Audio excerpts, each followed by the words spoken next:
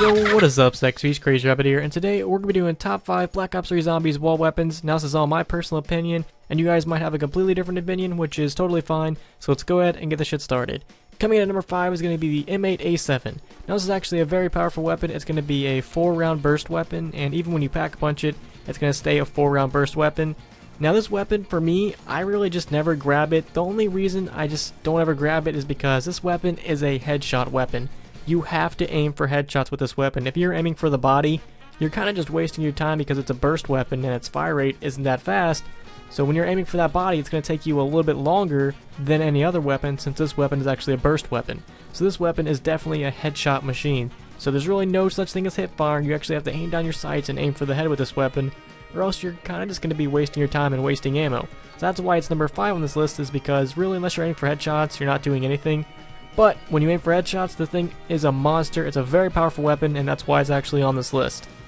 Alright, and taking the number 4 spot is going to be the VMP, which I think should be relabeled to the VPM, because I just think VPM sounds a lot better. Now, the VMP is a submachine gun, and I'm not a huge fan of it, but I can appreciate how good it is. It's a very good submachine gun. It's very powerful. It's got a fast fire rate, and there's virtually like no recoil on this weapon whatsoever, and that's just one of the things I actually like about it, is there's no recoil, and it holds a lot of ammo.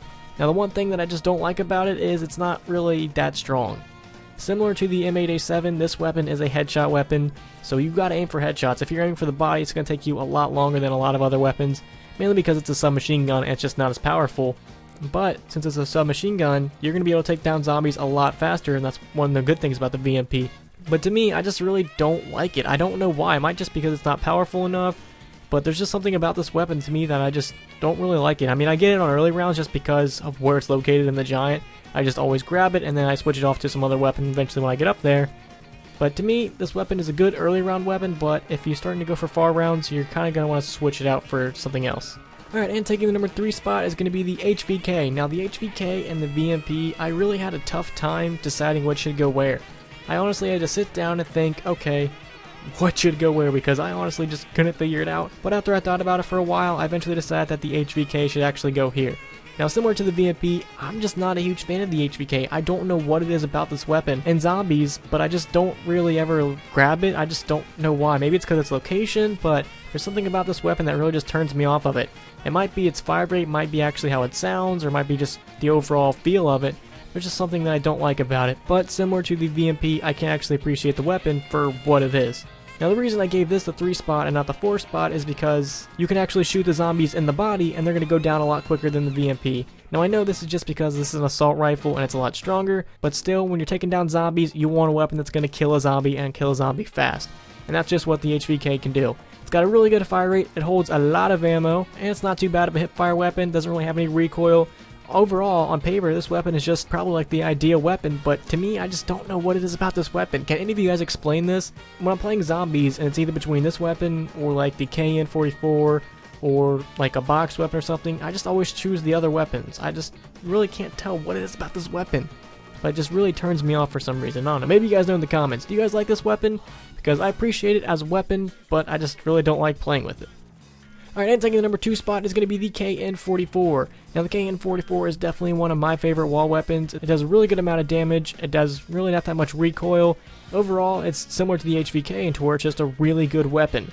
But I think that the KN-44 might actually just be a little bitty stronger than the HVK. So that's why I gave it the number 2 spot, and because I just love the KN-44. Every time I'm going for far rounds or every time I'm just playing zombies, I grab this weapon. It's located in just such a good location. Now the only bad part about the KN-44 is its ammo. It doesn't hold as much ammo as some of the other weapons, so you're going to be running to its wall location every now and then to grab some more ammo. But to me, that is completely fine. I love this weapon. I love its fire rate. I just love everything about this weapon. It's a really good weapon to have, and even on high rounds, it's still going to be able to help you out. Like I always say, that I've been able to camp out on the catwalk with this weapon up until round 45. It's just a great weapon to have, so let's go ahead and get on number 1.